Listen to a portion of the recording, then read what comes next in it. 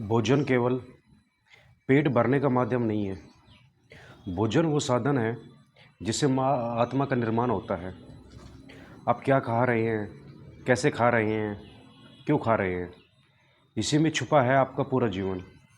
और यहीं से शुरू होती है साधना की सफलता या विफलता। आज हम भोजन का चिंतन करने बैठे हैं। कई लोग पूछते हैं, महाराज जी, क्या साधना में भोजन भी मायने रखता है?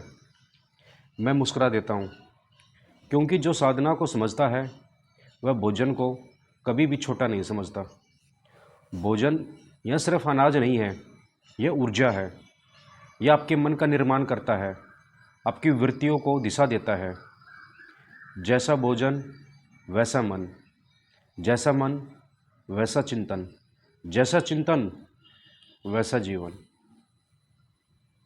एक साधक अगर दिन भर साधना करता है, मंत्र जाप करता है, ध्यान में बैठता है और रात को बैठकर तामसिक भोजन कर ले, तो समझ लीजिए उसे जैसे किसी ने रेत पर शिवलिंग बनाया और फिर पानी बहा दिया। जो आप खा रहे हैं वो आपकी ऊर्जा से जुड़ रहा है। क्या आप जानते हैं कि भोजन से आपके मन के संस्कार तक बनते हैं? माताएं कहती हैं कि बच्चा गुस्सेल हो गया, पत्नी कहती है कि पति में संयम नहीं रहा, सादा कहता है कि ध्यान नहीं लगता। मैं पूछता हूँ, भोजन कैसा है? शास्त्र कहते हैं, शुद्ध अन्न से शुद्ध चित्त होता है और शुद्ध चित्त से भगवान की प्राप्ति होती है। अगर आपके भोजन में मांस है, शराब है, बाजारू स्वाद है, तो आप भगवान को नहीं, इंद्रियों को प्रसन्न कर रहे हैं।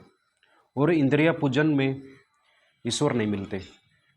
जो भोजन सत्व को बढ़ाए, जो भोजन देह को हल्का रखे, मन को स्थिर करे, वही भोजन साधना के योग्य है। यह बात बहुत गहरी बात है, लेकिन यह नहीं कि आप क्या खा रहे हैं, बल्कि यह भी कि कौन बना रहा है, किस भाव से बना रहा है। अगर भोजन क्रोध में बना है, तनाव में बना है, लालच में बना है, तो उसमें वही कंपन जुड़ जाएंगे और आप उसे खाकर वैसा ही बनते जाएंगे। इसलिए पुराने समय में भोजन से पहले हम प्रार्थना करते थे, अन्नदाता सुखी भवै। यह केवल दुआ नहीं थी, यह ऊर्जा की शुद्धि थी। अब प्रश्न है, साधक क्या खाएं? सबसे पहले सात्विक भोजन, जिसमें ताज़ा अन्न हो, मौसमी फल सब्जी, तेल घी सीमित हो, बिना अधिक मसाले का हो। दूसरा, सीमित भोजन करें, जितना शरीर को चाहिए उससे थोड़ा कम। अधिक खाना केवल शरीर नहीं, मन को भी भारी करता है। तीसरा, मन को शांत करने वाला भोजन। भोजन करते समय टीवी नहीं, मोबाइल नहीं, बातें नहीं, शांत मन से भगवान को अर्पित करके भोजन करें। समय पर भोजन, रात्रि का भोजन सूर्यास्त से पहले करें। रात्रि को भोजन करने से ध्यान, सौपन और चित्त सब पर नकारात्मक असर पड़ता है। भोजन भी पूजा हो सकता है। जब आप भोजन को ईश्वर का प्रसाद समझकर खाते हैं तो वो साधना बन जाता है। भोजन से पहले प्रार्थना करें, हे प्रभु, यह अन्न तुम्हारा है, मैं तुम्हारा सेवक हूँ, मुझे ऐसा बल दो, यह अन्न मेरे अंदर तुम्हारी याद भर दे। यह प्रार्थना भोजन को शुद्ध कर देती है और वही अन्न आपको उच्च ध्यान की अवस्था में ले जा सकता है। दिन में 2 बार भोजन करें। शाम के बाद केवल पानी और फल तक सीमित रहे। पूर्णिमा और मावस को व्रत रखें, यह चित्त को निर्मल करता है। जितना थाली में ले उतना ही खाएं। भोजन का अपमान साधना में बाधा है। भोजन में पहला ग्रास प्रभु को अर्पित करें। आज हमारा भोजन बाजार ने छीन लिया है। कृत्रिम स्वाद, केमिकल्स, इंस्टेंट फूड, ये सब मन को अस्थिर करते हैं। फ्रिज का खाना, माइक्रोवेव का खाना, डिब्बा बंद खाना, यह सब प्राणहीन अन्न है।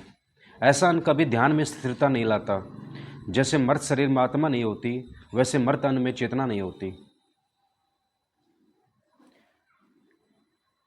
मांसाहार, शराब और सिगरेट, बासी और तला भुना भोजन, बहुत मीठा और बहुत नमकीन, दूसरे के जूठे बर्तन का भोजन, किसी दुखी व्यक्ति द्वारा बनाया गया भोजन, इन सब का त्याग साधक के लिए आवश्यक होता है। हम क्या खा रहे हैं यह केवल शरीर को नहीं, हमारी साधना की ऊंचाई को भी तय करता है। जो अन्न हमारे जीवा को बाहे वो हमें क्षणिक सुख देगा, लेकिन जो अन्न हमारे चित्त को निर्मल करे वही हमें प्रभु की ओर ले जाएगा। प्रिय साधक, भोजन को लेकर आज एक नई दृष्टि अपनाएं। हर कोर में ईश्वर को देखें, हर गरास में ध्यान भरें। यही भोजन का सच्चा चिंतन।